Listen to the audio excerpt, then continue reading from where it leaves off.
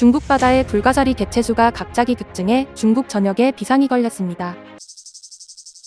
이곳은 산둥성 칭다오 자오저우안 해역 어민들의 선박에 가득 실린 것은 물고기가 아니라 불가사리입니다.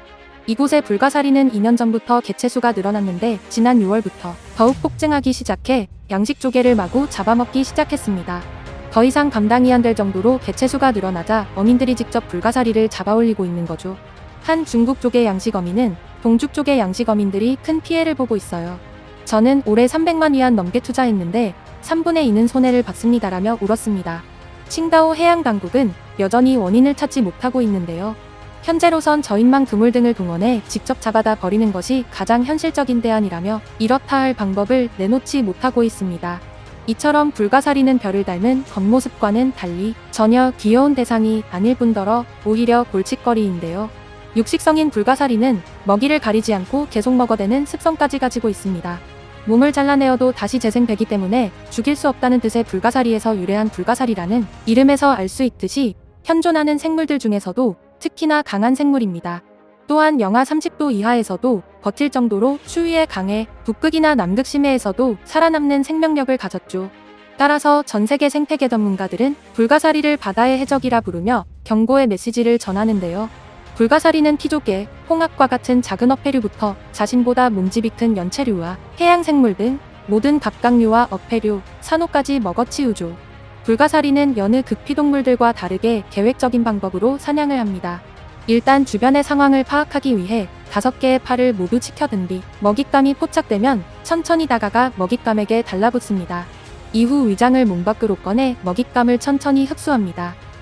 껍질이 딱딱한 어패류를 만나면 5개의 팔로 조개 껍질을 비틀어 연 뒤 입을 벌려 북무늬를 꺼내고 조개 껍질 틈으로 위액을 흘려넣어 외부에서 소화시킨 다음 흡수합니다. 이들은 가시가 뾰족한 성게류나 작은 불가사리까지도 잡아먹는데요. 그럴 경우 바깥에서 녹여먹는 것이 아니라 아예 통째로 삼켜버리기도 합니다. 만약 먹잇감이 자신보다 덩치가 크다면 여러 마리의 불가사리가 협동하기도 하는데요. 커다란 먹잇감에 여러 마리 불가사리가 붙어서 산소를 흡수하는 구멍을 아예 차단하는 방식으로 먹잇감의 숨통을 끊어버리는 영리함을 갖고 있습니다. 불가사리가 먹잇감을 흡수하기 위해 내놓는 위장에서는 끊임없이 소화효소가 흘러나오는데요. 움직이는 바다 생물을 모두 먹어치우고 나면 불가사리는 해조류와 산호까지 먹기 시작합니다. 불가사리의 공격을 받은 해조류와 산호는 영양분이 빠져나가 하얗게 탈색이 되고 해양 쓰레기로 전락하고 마는 거죠.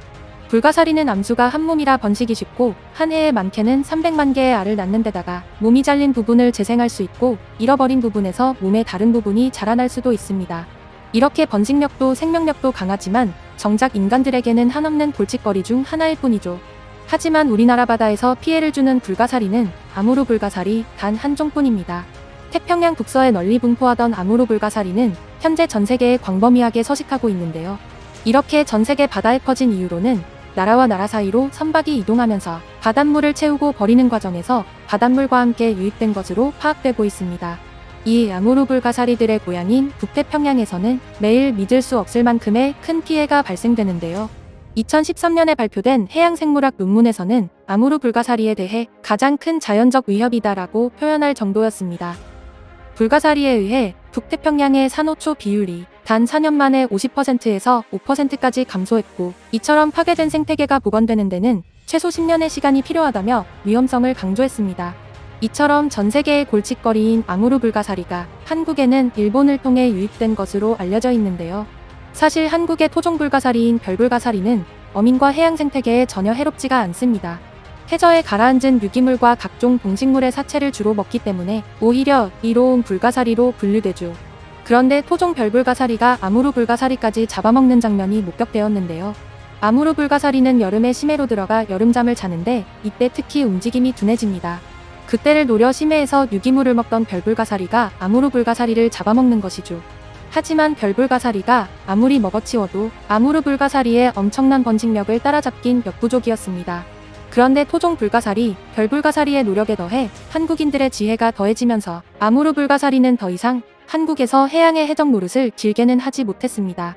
외래종의 무덤이라는 별명에 걸맞게 우리나라는 생태계 교란종이 살아남지 못하는 것으로 유명한데요.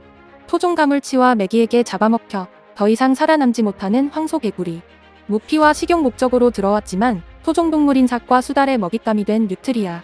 한때 한국의 하천을 주름잡은 베스도 이제는 어포, 어묵 등으로 맛있게 소비되고 있죠. 지난해 한국의 젊은 기업인 양승찬 씨는 세계 최초로 불가사리로 친환경 제설제를 개발했습니다. 그는 강원도 인제에서 군생활을 하던 2017년에 북방 스타트업 챌린지에 도전했는데요. 그때 불가사리 제설제를 아이디어로 내서 참모총장상을 받으며 화제를 일으켰죠.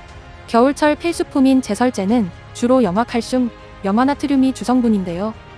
제설제는 눈을 녹이는 효과는 있었지만 동시에 배출되는 염화이온 때문에 자동차를 부식시키고 아스팔트를 파손할 뿐 아니라 땅이나 하수도로 흘러들어가면 토양, 수질 오염의 원인이 되기도 했죠. 하지만 불가사리의 뼈조각을 활용한 제설제는 부식업체 효율이 높고 환경 피해까지 최소화합니다. 이 불가사리 제설제는 한 해 연간 매출액이 무려 100억 원에 달할 정도인데요.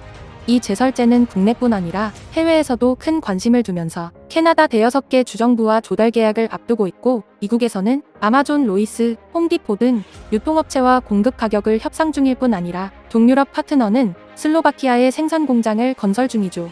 골칫거리인 불가사리를 원료로 300억대의 경제 효과를 얻을 수 있는 것은 과연 한국인만이 가능한 놀라운 성과라 볼 수 있습니다. 그리고 한국인의 놀라운 창의력은 여기서 멈추지 않습니다. 한 기업에서는 상처를 입어도 빠르게 재생하는 불가사리의 회복력을 연구하기 시작합니다. 그 결과 불가사리에서 콜라겐을 추출해내서 이 콜라겐을 이용한 화장품 만들기에 성공한 거죠. 불가사리에서 추출한 콜라겐은 피부 투과율이 우수하고 알레르기 유발이 적을 뿐 아니라 다른 콜라겐에 비해 항산화성 또한 높은 것으로 밝혀져 차세대 화장품 성분으로 큰 화제가 되고 있는데요. 아무르 불가사리에서 뽑아낸 화장용 유용물질은 특허를 취득했고 이미 천연 보습 비누와 화장품은 대만, 베트남으로 수출하고 있습니다. 수출한 마스크팩은 대만의 K-뷰티 프로그램에서 1위로 등극해 홈쇼핑 완판의 기록도 세웠습니다. 전 세계 해양 생태계를 위협하면서 최대의 골칫거리로 여겨지는 아무르 불가사리가 한국에서는 이제 잡으면 돈이 되는 효자 상품이 된 것에 대해 전 세계 네티즌의 반응도 뜨겁습니다. 불가사리로 화장품을 만들 생각을 하다니 한국인들은 정말 대단한 것 같아요. 그 화장품을 꼭 써보고 싶습니다. 불가사리로 만든 화장품 꼭 써보고 싶네요. 피부 재생 효과가 대단하다고 들었어요. 생태계도 지키고 피부도 지키고 대단하네요. 나는 엄마가 선물 받은 마스크팩 써본 적 있어. 젊은 내 피부에 사용해도 좋아지는 게 확 느껴졌어. 나는 불가사리로 제설제를 만든 것이 정말 대단하다고 느껴져. 화학약품이 아닌 천연제설제인 거잖아. 불가사리 제설제라니 귀엽기도 해. 천적조차 없어 큰 골칫거리였던 아무르 불가사리는 한국에와 없던 천적도 만들어내면서 경제적 수익까지 내는 놀라운 성과를 이루어냈다는 놀라운 소식으로 오늘 내용은 여기서 마치겠습니다. 이상 꿀튜브였습니다.